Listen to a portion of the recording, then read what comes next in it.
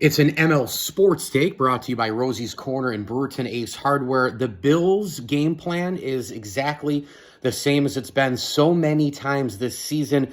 This Saturday night, primetime, frigid weather in Orchard Park, New York. I think the Bills have to come out and just frankly get a lead and make Mac Jones try to beat them. If they start getting into a game with three, 6 points type of a thing, either down or up at halftime, and then New England bleeds the clock, they work the ground game, they're smarter, offensive line, defensive line. Mac Jones doesn't have to do a lot. In the cold weather, the colder and the snowier and all the rest, it favors New England, obviously.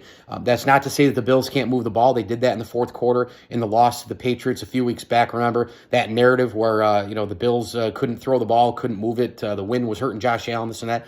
The whole entire fourth quarter, they moved the ball. They just didn't convert in the red zone. So we'll see what happens in this football game, but I think the Bills need an early start, jump on him, and make Mac Jones make mistakes. I think that's really the bottom line here for the Buffalo Bills in this football game. And we'll see what kind of defensive packages Leslie Frazier has. Do they stack the box early?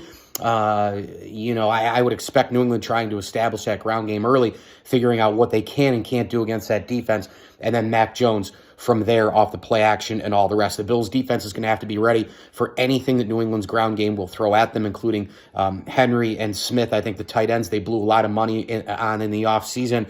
They haven't really done a lot this year. They have not even close lived up to those contracts, but they could be a factor in this game. That short dink and dunk stuff from New England. So let's see what happens here with the Bills. Number one goal, get a lead early.